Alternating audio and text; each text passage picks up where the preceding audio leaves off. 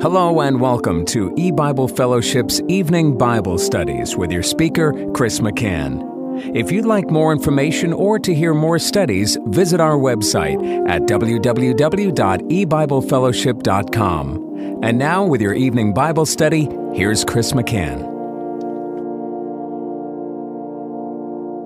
Good evening and welcome to EBible Fellowship's Bible study in the book of Revelation. Tonight is study number 40 of Revelation chapter 11, and we're going to be looking at verses 18 and 19. And the nations were angry, and thy wrath is come, and the time of the dead that they should be judged, and that thou shouldest give reward unto thy servants the prophets, and to the saints, and them that fear thy name, small and great, and shouldest destroy them which destroy the earth. And the temple of God was opened in heaven, and there was seen in his temple the ark of the testament, and there were lightnings and voices and thunderings, and an earthquake and great hail. And I'll stop reading there. Now, in our last study, we were looking at the last phrase of verse 18 that said, and shouldest destroy them which destroy the earth. And we saw that this word, the Greek word translated as destroy twice in this verse, Strong's number 1311, is found only 6 times, 4 other places outside this verse, and 2 of those times it's translated as corrupt. We also saw in the book of Genesis, in the time before the flood, that God also speaks using a Hebrew word concerning those that bring corruption to the earth. It was in Genesis 6, in verse 11, the earth also was corrupt before God. Now, this is Strong's number 7843, and it's translated as corrupt here and a few more times in this passage, but it's also often translated as destroy.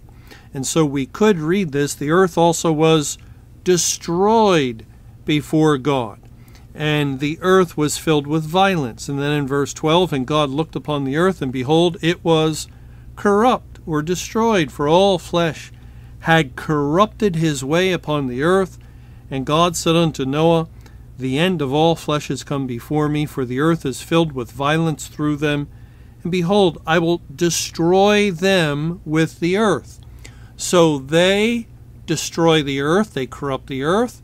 God then destroys them. He destroys them that destroy the earth, which is the very statement that we find in Revelation 11:18 at the end of the verse, and shouldest destroy them which destroy the earth. So we're on safe ground in seeing this connection, especially as we know that verse 18 of Revelation 11 is describing Judgment Day. It's the time of the dead that they should be judged. And the Genesis account is going to give a historical example of Judgment Day. The flood is, yes, God pouring out his wrath and destroying the world of that day for their sin, but it's also more than that, a type and a figure of Judgment Day.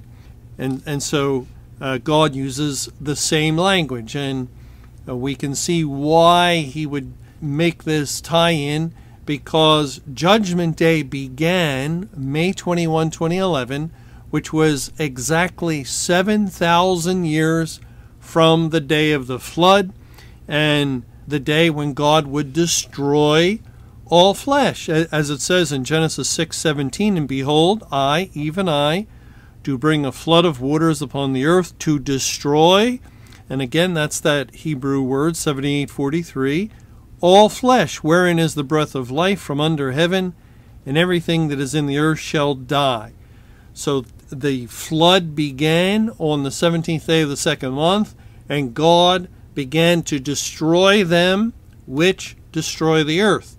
7,000 years later, on a day, May 21, 2011, that had an underlying Hebrew calendar date of 2/17, precisely the date the flood began in the days of Noah, God begins to destroy them that destroy the earth. It's a very a careful connection the Lord is making, tying Judgment Day once again. We know that he does this in many places, linking Judgment Day to the flood. And so when God began to judge the dead, the spiritually dead of the world, on that day, 7,000 years from the flood, he also began to destroy the people of the earth that had destroyed the earth or corrupted the earth. Well, let's move on into verse 19 of Revelation chapter 11. And the temple of God was opened in heaven, and there was seen in his temple the ark of his testament.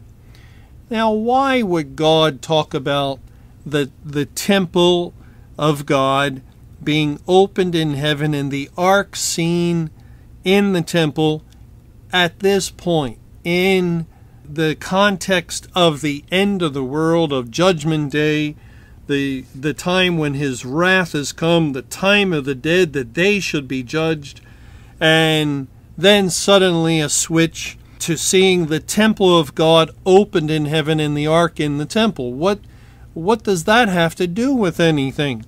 Well, it actually has a lot to do with Judgment Day. But before we get into the details of this, let's just review something, and that is, in the New Testament there are two main Greek words used for temple. And we don't see this, of course, in the English, because either of these words is translated temple. And so as we're reading our King James Bible, and we read of the temple in one place and the temple in another place, we don't realize that it's actually two different Greek words.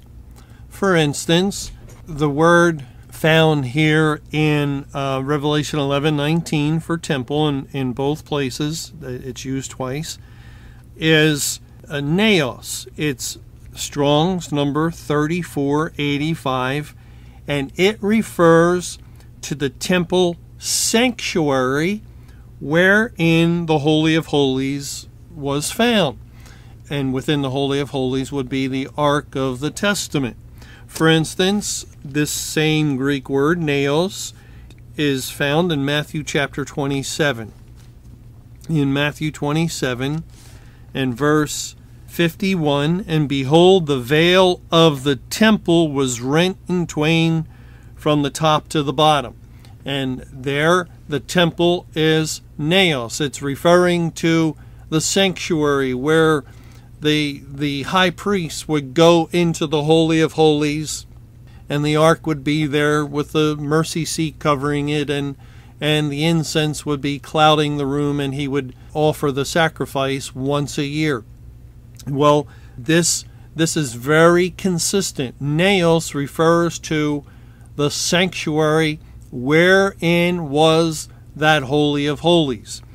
On the other hand, the other Greek word commonly used for temple is hieron. Hieron. And this is Strong's number 2411, and this word denotes the temple complex. In Matthew 24, it says in verse 1, and Jesus went out and departed from the temple, and his disciples came to him for to show him the buildings of the temple. And Jesus said unto them, See ye not all these things? Verily I say unto you, there shall not be left here one stone upon another that shall not be thrown down. Now here the references to the buildings of the temple. It's the temple complex, as the temple had several buildings, and it's not just the sanctuary; it is the whole temple area. We find in Mark 11 that Christ is encountering money changers in Mark 11 verse 15, and they come to Jerusalem, And Jesus went into the temple and began to cast out them that sold and bought in the temple, and overthrew the tables of the money changers and the seats of them that sold doves, and would not suffer that any man should carry any vessel through the temple. In all the references there, it is Hieron, 24:11, and it's referring to the temple complex. And if we didn't know the distinction between these two words, when it says Jesus went into the temple, we might think that's referring to the sanctuary, and that these men who were buying and selling were in the sanctuary. But it's not speaking of that. It's speaking of the temple grounds where other buildings of the temple were, and people would enter into the temple grounds and if they had to make an offering or a sacrifice in order to get to the sanctuary, and yet all the temple complex was considered holy. Of course, the sanctuary was where the Holy of Holies was located, where the sacrifices would be offered, but the whole temple grounds was something that was to be respected, and that's why Christ is angry and overthrowing the tables of the money changers and not allowing them to carry any vessel through the temple complex. And so it is actually pretty important for us when we're reading the word temple in our English Bible to know which word it is, and that'll help us to understand, is it the sanctuary or is it the overall grounds of the temple? And normally the context will help us, and it's fairly consistent. I haven't seen any place where there was an overlap of some kind, so it's fairly consistent that Naos refers to the sanctuary and Hieron to the temple complex. Well, now the temple, the word that refers to the sanctuary, is the same word that God uses in Ephesians chapter 2. In Ephesians 2 and verses 20 through 22. And are built upon the foundation of the apostles and prophets, Jesus Christ himself being the chief cornerstone, in whom all the building fitly framed together groweth unto a holy temple in the Lord, in whom ye also are builded together for a habitation of God through the Spirit. Now this is referring to, maybe I should have read verse 19, which says, ye are no more strangers and foreigners, but fellow citizens with the saints and of the household of God, and are built, referring to people. People are built upon the foundation of Christ. And when God saves or did save people, they were added to that building of the holy temple as God built up a spiritual house, as he says in Hebrews chapter 3, and he defines that house when he goes on to say, whose house are we? God built a spiritual temple for his habitation. That's the purpose for saving his elect people, because it was always his intent to indwell the body of Christ, or to indwell this holy temple. And it's mysterious exactly what that means, but God had Israel build a temple. He commissioned Solomon to construct a temple in order to paint this picture of the building up of the body of believers to the point when the temple is complete. And then in the historical account in 2 Chronicles and 1 Kings, once the temple was complete, the Ark of the Covenant would be carried and moved into the temple. And the Ark's presence in the temple signified the presence of God and his habitation, just as it says here in Ephesians 2. Well, let's read some of that in 2 Chronicles chapter 5. In the first 3 verses it says, "Thus all the work that Solomon made for the house of Jehovah was finished. And Solomon brought in all the things that David his father had dedicated, and the silver and the gold and all the instruments put he among the treasures of the house of God. Then Solomon assembled the elders of Israel and all the heads of the tribes, the chief of the fathers of the children of Israel, unto Jerusalem, to bring up the ark of the covenant of Jehovah out of the city of David, which is Zion. Wherefore all the men of Israel assembled themselves unto the king in the feast which was in the 7th month." So the temple was completed, and then Solomon had the Ark of the Covenant brought to the temple. And it says in verse 4, "And all the elders of Israel came, and the Levites took up the ark, and they brought up the ark in the tabernacle of the congregation, and all the holy vessels that were in the tabernacle, these did the priests and the Levites bring up. Also King Solomon and all the congregation of Israel that were assembled unto him before the ark sacrificed sheep and oxen which could not be told nor numbered for multitude. And the priest brought in the ark of the covenant of Jehovah unto his place, to the oracle of the house, into the most holy place, even under the wings of the cherubims.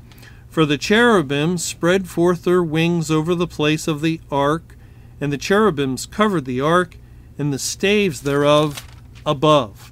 And they drew out the staves of the ark, that the ends of the staves were seen from the ark before the oracle, but they were not seen without, and there it is unto this day." And that is a reference that we see numerous times in the Old Testament, where something will be said or done, and then the statement is made, "There it is unto this day," indicating an eternal principle is in view. And that's exactly what is going on here. The house of God is finished. The ark, which represents the presence of God, enters into the temple. It must be the temple because it's going into the Holy of Holies, and the Holy of Holies is in the sanctuary, and the ark goes inside the Holy of Holies, and the staves would be used to carry the ark, and it's not going to be carried any longer. So they remove the staves, and there it is unto this day. That is forever and ever. It is God entering into his chosen people, all those that have become saved. Once he has saved the last one of them, then the presence of God enters in, because he built them for an eternal habitation, as Ephesians 2 told us. And in 2 Chronicles 6, we read the very same thing in verse 2, where Solomon is moved to speak, "But I have built a house of habitation for thee, and a place for thy dwelling forever." This again is emphasizing the spiritual, eternal principle, that this is picturing God with his people forevermore. God dwelling in Zion. God who will never leave nor forsake us. As God does say when describing eternity to come, that he will forever be with his people, and there will never be separation between God and those that he has saved. Well, now this is why in Revelation 11:19, in the context of Judgment Day, there's no question about that. The previous verse, verse 18, said it is the time of the dead that they should be judged. And before that, the 7th angel sounded, the last trumpet sounded, and it is Judgment Day, and God is associating Judgment Day with the time that the temple of God, whose temple are we, the body of believers, is open in heaven. Now, how can we, if this is true, that this is referring to the body of believers, this temple, in the day of judgment, and here we are, a great multitude, the vast part of that temple, are still alive and living on the earth, how can it be that the temple of God is opened in heaven and we're here? Well, remember, when anyone becomes saved, we're seated in heavenly places in Christ Jesus. And so, in one way, all of God's elect are in heaven. And even though we could still physically in our bodies be on the earth, we have our citizenship in the kingdom of heaven. And so the temple is open in heaven, and they're seen in his temple the ark of his testament. God has entered into the body of believers. He has entered into the elect at the point of Judgment Day. When Judgment Day comes, God is indwelling. He has finally entered into that habitation, which will be an eternal habitation of dwelling within all of his people. And so that's the wonderful picture that God is giving us here. Let's just look at one more thing in relationship to this. In Revelation 15, we find similar language in verse 5. And after that I looked, and behold, the temple of the tabernacle of the testimony in heaven was opened, and the 7 angels came out of the temple, having the 7 plagues, clothed in pure and white linen, and having their breasts girded with golden girdles. And one of the 4 living creatures gave unto the 7 angels 7 golden vials full of the wrath of God, who liveth forever and ever. And the temple was filled with smoke from the glory of God and from his power, and no man was able to enter into the temple till the 7 plagues of the 7 angels were fulfilled. And here again, it's Judgment Day. It's the day of the wrath of God, and the temple suddenly comes into view. The temple of the tabernacle of the testimony. The testimony is another name for the ark because it carried the tables of the covenant, the testimony, the word of God within. And it's the temple of the tabernacle of the testimony in heaven is open, and out comes the 7 messengers, and they are given the 7 vials full of the wrath of God, and then the temple is filled with smoke from the glory of God.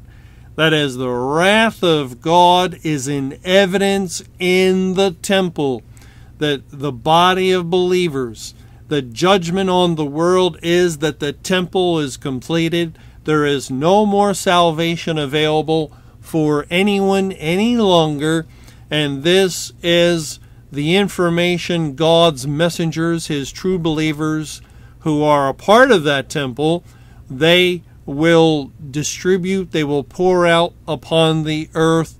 They will share these things because the 7 messengers are referring to the children of God that are still living and in the world throughout the period of Judgment Day.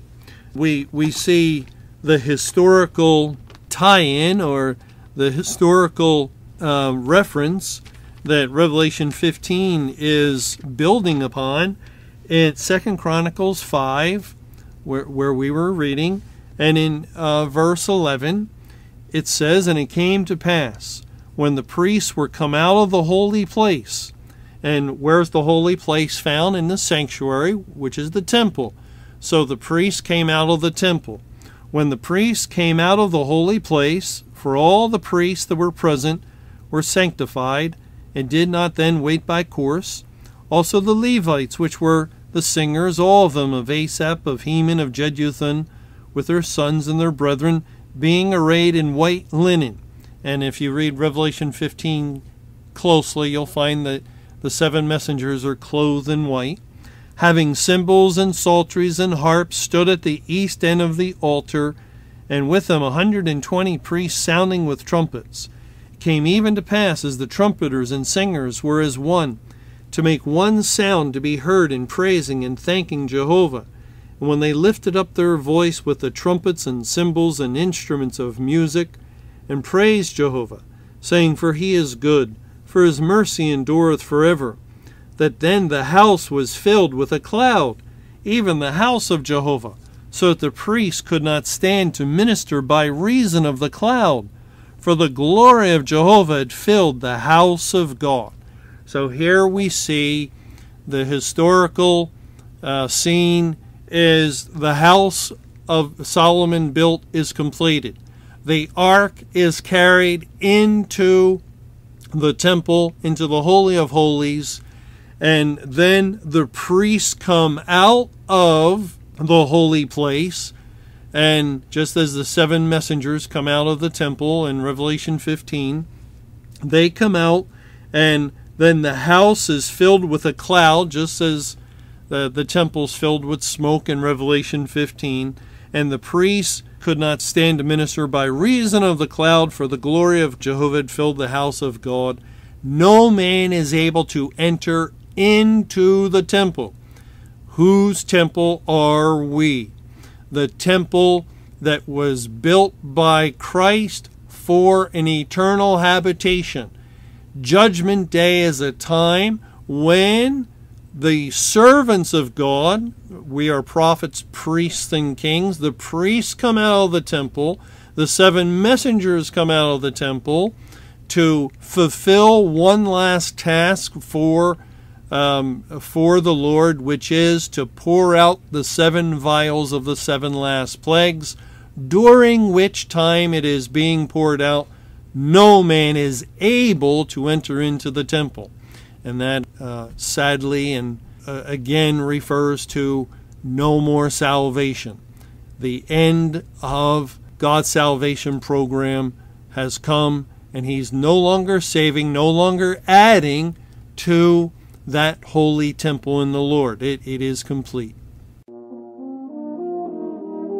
Thanks for joining us for EBible Fellowship's Evening Bible Studies. You can hear these studies Monday through Friday over Paltalk, Skype, EBible Fellowship's webcast audio, or over your phone. For more information or to hear other studies, visit www.ebiblefellowship.com. Until our next study, may the Lord's perfect will be done.